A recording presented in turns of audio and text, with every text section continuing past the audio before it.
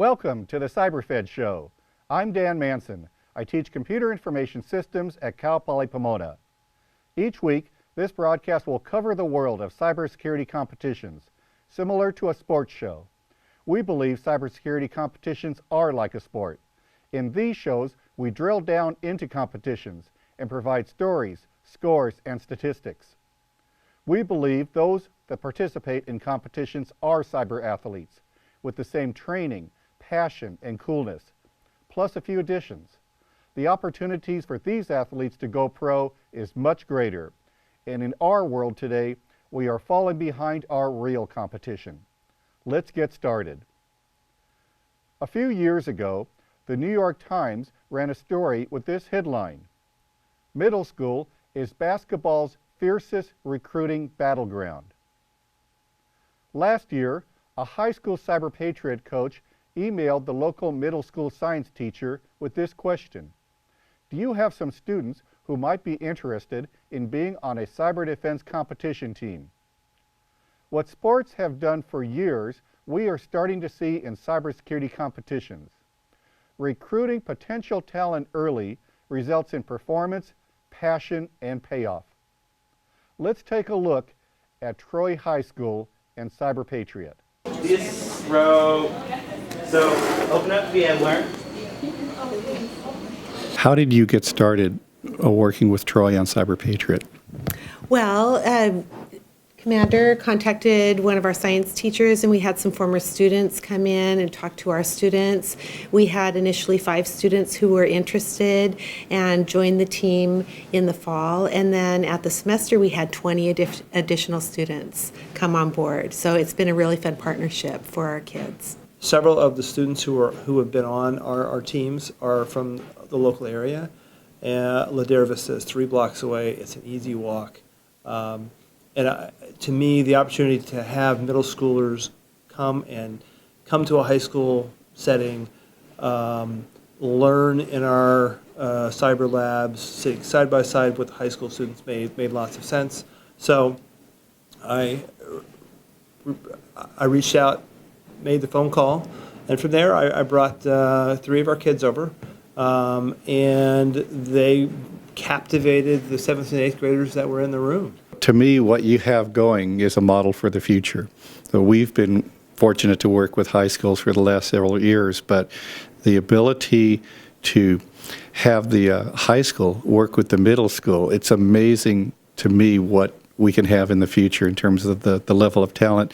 And I think another thing we'll get is more diversity over time by starting young. For this segment, I was going to start off with a headline from the New York Times a few years ago. And the headline says, "Middle school is the new basketball recruiting ground." So in effect, what I'm starting to see is middle school is now the cyber recruiting ground. Are we ready for that? I think so. I've had to have tryouts for my Cyber Patriot teams for about 4 years. And every year, we'll fill a room with about 80 students that want to play. And so we have to do tryouts, and we try to figure out who's got knowledge. And it's amazing to watch 9th graders who are coming in their first day of high school, and they already have a personal background. It's one they didn't get anywhere else. It's something that they invested on themselves. And so they got that at the middle school level. They're not even high school yet. And, so these kids have skills, they have a personal interest, and that's what you need to be successful.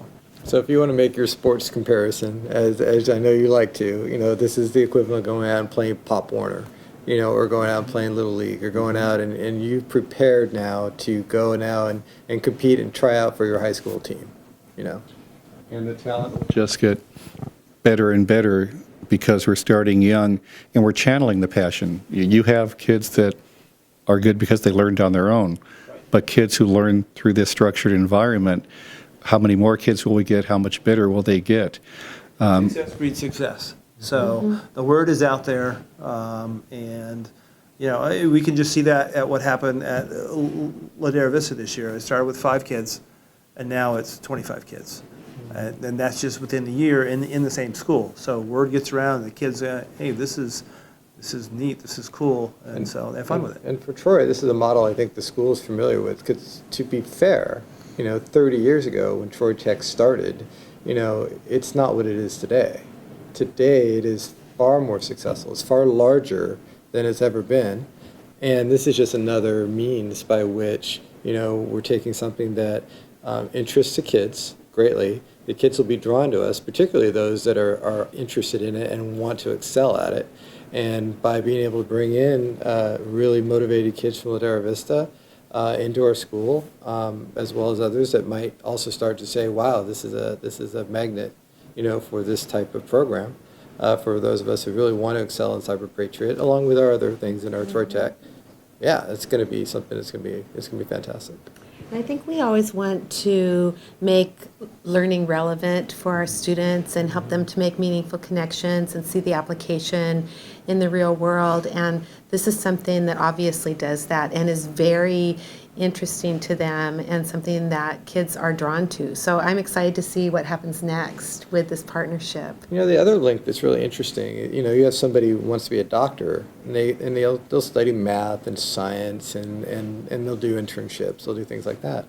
Here, though, you have, in this particular program, this is what Cyber Patriot does. You can start doing this in middle school, high school, you can go into college and learn it, and you just keep building on very real skills at a level that you keep working on it at any age, and you keep changing as I presume the things will change in complexity as we go in ways that I can't even fathom. If you have a competition you would like us to cover in a future show, please contact us at cyberfed.org.